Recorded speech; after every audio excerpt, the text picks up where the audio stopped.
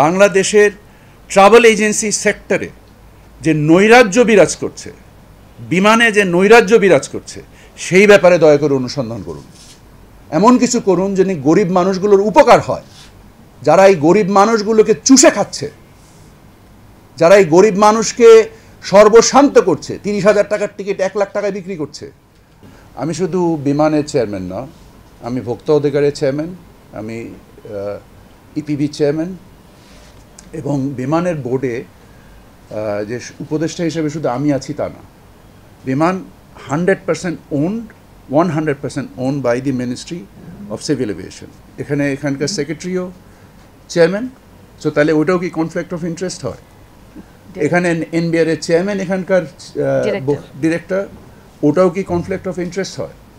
সরকার যখন আমাকে নিয়োগ করেছে, আপনারা জানেন যে তথ্য, যে সুন্দর উপস্থাপনায় আপনি চেষ্টা করেছেন, যে পরিমাণ দুর্বৃত্তায়ন আছে এখানে, যে পরিমাণ দুর্বৃত্তায়ন আছে, আমরা যে পরিপত্রটা ইস্যু করেছি যে টিকিটে মূল্য লিখতে হবে, এবং আমি দেখছি যে বিভিন্ন রকমের সোশ্যাল মিডিয়াতে যে ধরনের কার্যক্রম তুলে ধরা হচ্ছে, যেমন আপনি আপনার উপস্থাপনায় বলেছেন যে আকিজ এয়ার আমার প্রতিষ্ঠান। আমি যখন আকিজ গ্রুপে ছিলাম তখন এই প্রতিষ্ঠান তৈরি করা। আপনার তথ্য 100% মিথ্যা। 1 নাম্বার, আকিজ এয়ারের যিনি মালিক, ওনার সাথে আমার গত 6 বছরের মধ্যে কথা হয়নি, দেখাও হয়নি। আমার প্রতিষ্ঠানটার নামও আপনি জানেন না। আমার একটা এভিয়েশন প্রতিষ্ঠান আছে, আপনি জানেন? আমি জানি না। তাহলে আপনি কেন প্রতিবেদন তৈরি করলেন? আমি যেটা জানি না সেটা তো আমরা পর্যটনের ভিতরে থাকি। আমার প্রতিষ্ঠানের নামটা সবার সামনে দিয়ে দিচ্ছি। প্রতিবেদন করার সময় ওই প্রতিষ্ঠান ধরে করবেন। এটার নাম, আমি অ্যালাউ মি টু ফিনিশ। এটার নাম হচ্ছে আকিজ বশির এভিয়েশন। সবাইকে বলে দিলাম, আপনারা সবাই অনুসন্ধানী প্রতিবেদন করবেন এটার উপরে, নট আকিজ এয়ার। সো আপনারা যত উত্তেজক তথ্য তৈরি করার চেষ্টা করেন, either being motivated or being biased, please do your analysis right. আমি কিছু বলবো প্লিজ। আচ্ছা, আপনি যেটা বলছেন, আমি কি হয়েছে আমার প্রতিবেদনটা যদি আপনি পুরোটা দেখেও থাকেন। অবশ্যই দেখেছি। হ্যাঁ, দেখেছি। আমি কিন্তু বলিনি, আমি বলেছি কতগুলো প্রশ্নের উত্থাপিত হয়েছে। আমি তো আপনার না, আপনি যে অসম্ভব সুন্দরভাবে আপনি যে বলেছেন যে বাংলাদেশ সেন্ট্রাল ব্যাংকের গভর্নর যদি কোনো ব্যাংকের, no, it is so irrelevant. এবং আপনি যে কোম্পানিটার নাম বলেছেন, ওই কোম্পানির সাথে আমার দূরবর্তী সংশ্লিষ্টতা নেই, কিন্তু আপনি এটাকে জুসি করার জন্য খুব সুন্দরভাবে উপস্থাপন করেছেন। শুধু ওই কোম্পানিটা, আমি তো আপনাকে যে মূল জায়গাটা যেটা নিয়ে এসেছি,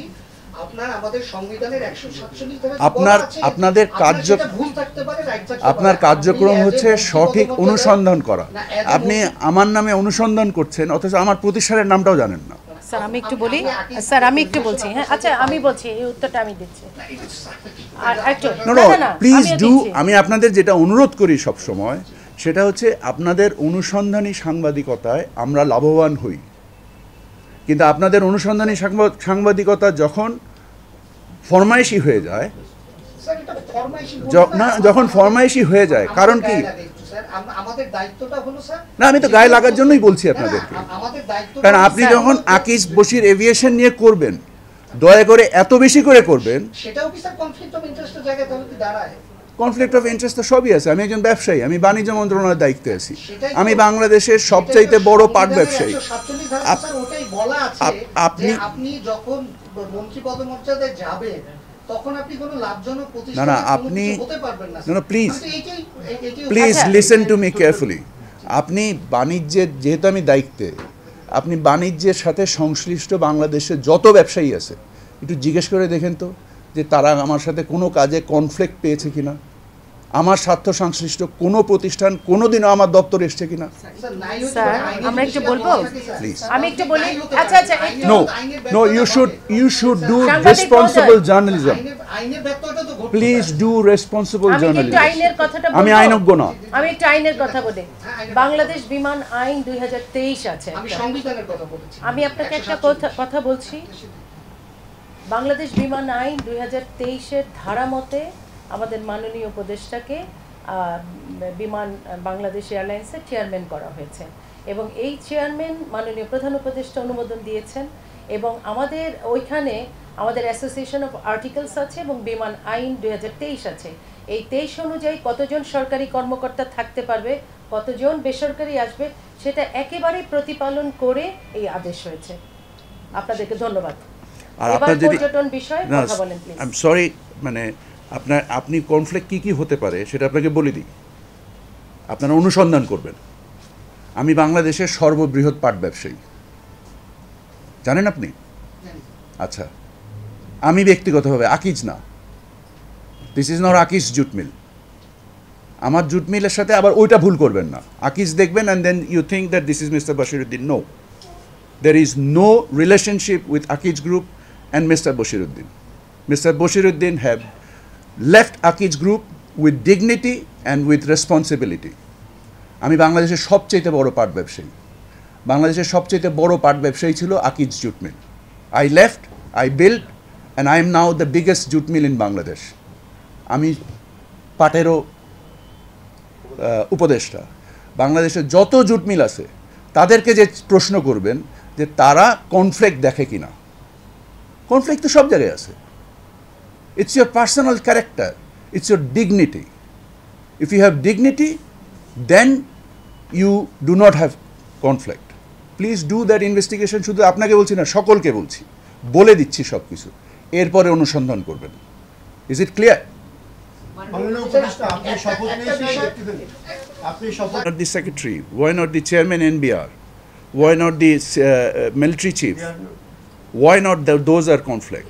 এবং আপনাকে ম্যাডাম সেক্রেটারি ভেরি ক্লিয়ারলি বলেছে, আমরা আজকে পর্যটনের মধ্যে নির্দিষ্ট থাকতে চাই, একটা বিষয়ে অনেক বেশি কথা বলেছি, আপনাকে অনেকগুলো সূত্র দিয়েছি, যার বিনিময়ে আপনারা, শুধু আপনাকে না, আপনার মাধ্যমে সকল সাংবাদিককে দিয়েছি, আপনাদের যত ধরনের অ্যানালিসিস অনুসন্ধান করা দরকার সকল কিছু করেন দয়া করে। বাট দয়া করে বাংলাদেশের ট্রাভেল এজেন্সি সেক্টরে যে নৈরাজ্য বিরাজ করছে, বিমানে যে নৈরাজ্য বিরাজ করছে, সেই ব্যাপারে দয়া করে অনুসন্ধান করুন। এমন কিছু করুন যেন গরিব মানুষগুলোর উপকার হয়। যারা এই গরিব মানুষগুলোকে চুষে খাচ্ছে, যারা এই গরিব মানুষকে সর্বশান্ত করছে, 30,000 টাকার টিকিট 1 লাখ টাকায় বিক্রি করছে, আপনারা সেই অনুসন্ধান করেন না। আপনারা অনুসন্ধান করছেন আমার আকিজ এয়ার নিয়ে, যেটার সাথে আমার কোনো সম্পর্ক নেই। আমি তো বলে দিলাম আমার কোম্পানির নাম আকিজ বশির এভিয়েশন। এতটুকু তথ্য আপনি খুঁজে বের করতে পারেননি? যারা চুষে খাচ্ছে, ফরমাইশি আমি খামাখা বলছি না, কারণ আমার নামে অনলাইনে বিভিন্ন জায়গায় জুলকারনাইন শাহের সাহেব, আপনি, তারপরে ওই দিন দেখলাম ফেস দ্য পিপল বিভিন্ন রকমের তথ্য তৈরি করছে। কার জন্য করছে? এটা কেন বলছেন না আপনারা যে এই গরিব মানুষগুলো যে চুষে খাচ্ছে কয়টা লোক, কত হাজার কোটি টাকা দেশ থেকে পাচার হয়ে যাচ্ছে, এটার ব্যাপারে আপনাদের কোনো অনুসন্ধান নাই কেন? আমরা এই ব্যাপারে আজকে আর কোনো কথা বলবো না, দয়া করে আপনারা পর্যটনের বিষয়ে চলে আসেন। নীতিমালা ছিল 1992, দ্বিতীয় নীতিমালা অর্থাৎ যেটি এখন বহাল রয়েছে সেটি হচ্ছে জাতীয় পর্যটন নীতিমালা 2010। আমাদের এই সময় আমরা যে নীতিমালাটি হাতে নিয়েছি এবং খসড়া চূড়ান্ত করেছি সেটি হচ্ছে জাতীয় পর্যটন নীতিমালা 2025, অর্থাৎ 2010 থেকে 2025-এর মধ্যে যে বিস্তর ব্যবধান রয়েছে সেই জিনিসগুলো আমরা অ্যাড্রেস করার চেষ্টা করেছি। 2010-এর পরে ইউএন থেকে এসডিজি জারি হয়েছে, তো এসডিজির সাথে সঙ্গতিপূর্ণ রেখে এসডিজির 8 জাতীয় পর্যটন নীতিমালার বিষয়সমূহ সন্নিবেশ করা হয়েছে। পরিবেশ প্রতিবেশের প্রতি সংবেদনশীল এবং আরো অধিকতর দায়িত্বশীল পর্যটন, টেকসই পর্যটন নিশ্চিত করার বিষয়গুলো সন্নিবেশ করা হয়েছে। এছাড়া সন্নিবেশ করা হয়েছে, আপনারা জানেন যে আমরা ডেমোগ্রাফিক ডিভিডেন্ডের মধ্য দিয়ে যাচ্ছি, অর্থাৎ একটা বিশাল তরুণ জনগোষ্ঠী রয়েছে যাদেরকে পর্যটনের যেসব শিক্ষা প্রতিষ্ঠানের মাধ্যম থেকে বেরোচ্ছে তাদেরকে কিভাবে ইন্ডাস্ট্রি একাডেমিয়া লিঙ্কেজের মাধ্যমে তাদেরকে কর্মসংস্থানে নিয়ে আসা যায়, এই বিষয়গুলো নিয়ে আসা হয়েছে।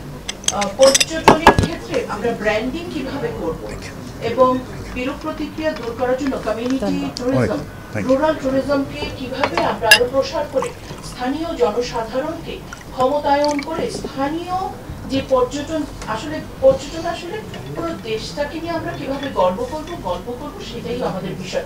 এই সমস্ত বিষয় সামষ্টিকভাবে তুলে ধরার চেষ্টা করা হয়েছে। টিকিটের মূল্য টিকিটের উপরে লেখা হচ্ছে না, এই ব্যাপারে অনুসন্ধানমূলক কার্যক্রম করেন। আমরা আপনাদেরকে প্রতিশ্রুতি দিচ্ছি প্রয়োজনীয় শাস্তিমূলক ব্যবস্থা আমরা নিব। আপনারা দয়া করে এটাকে সেন্সিটাইজ করেন এবং মানুষকে প্রতারণা করার একটা বড় অস্ত্র হিসেবে আমরা সমস্ত অনলাইন, আমরা 49টা অনলাইন এজেন্সিকে চিঠি দিয়েছি। আমরা বাংলাদেশের 3টে জিডিএস আছে যারা ফলস বুকিং তৈরি করার ক্ষেত্রে মারাত্মক রকম বিপত্তি তৈরি করে। আপনারা জানেন যে বিমানে ওঠার পরে সিট খালি কিন্তু টিকিট নাই। আপনারা এটার অনুসন্ধান কেন করেন না? আপনারা এই যে বিভিন্নভাবে এই যে একটা প্রতারণার একটা চূড়ান্ত কাঠামো তৈরি করা হয়েছে, সেখান থেকে আমরা বের হতে চাচ্ছি। আপনারা দয়া করে আমি আগেও আপনাদেরকে বলেছি যে এই প্রথম মনে হয় একটা মাছরাঙা টেলিভিশন একটা ইয়ে করে, তারপরে আমরা তাদেরকে অনুরোধ করলাম যে আমি জানি না তাদের সাথে আমাদের মিটিং হয়েছে কিনা, আমরা ওখান থেকে আমরা শুরু করলাম এবং আমি নিত্য নতুন প্রতিদিন চেষ্টা করছি। আমাকে সামাজিকভাবে হেয় করার চেষ্টা করা হচ্ছে, হোক। আমি আমার কাজ আমি যেমন বাণিজ্য মন্ত্রণালয়ে যেভাবে করেছি চুপচাপভাবে, আমি এই বিমান মন্ত্রণালয়ে চুপচাপভাবে আমি আমার কাজ করে যাব। আপনাদের যাদের আমার সময় যতটুকু আছে এর একদিনের বেশি আকাঙ্ক্ষা আমার নাই। আমার যে উদ্দেশ্য এই গরিব মানুষগুলোকে যে চরমভাবে, এই যে আমি সারাদিন মন্ত্রণালয়তে একটা কথা বলি যে বউ বাচ্চা ফেলে 5 বছর 6 বছর একটা মানুষ এই যে মরুভূমির তপ্ত ইয়েতে থাকে, এদের অভিশাপ আছে। একটা মানুষ যে তার বউ বাচ্চা ফেলে রেখে যে 5-7 বছর থাকে, একটা টিকিট কাটতে গেলে ওর কয় মাসের বেতন চলে যায়। কিভাবে দুর্বৃত্তায়ন হচ্ছে? এই টাকা তো বিমান পায় না। এই যে মিডল ইস্ট বেস যতগুলো ক্যারিয়ার আছে তারা যে পরিমাণ দুর্বৃত্তায়ন করেছে, যে পরিমাণ টাকা দেশ থেকে মানে এই গরিব মানুষগুলোর কাছ থেকে নিয়ে যায়। আমার টিকিটের টাকার দাম কম, ওটা তো ইম্পর্টেন্ট না। আমি বিজনেস ক্লাসে ট্রাভেল করি, আমার সক্ষমতা আছে। কিন্তু যে লোকটা ওইখানে ওই মিডল ইস্টের উত্তপ্ত বালির মধ্যে কাজ করে, তাকে নিয়ে আপনারা কেন অনুসন্ধান করছেন না?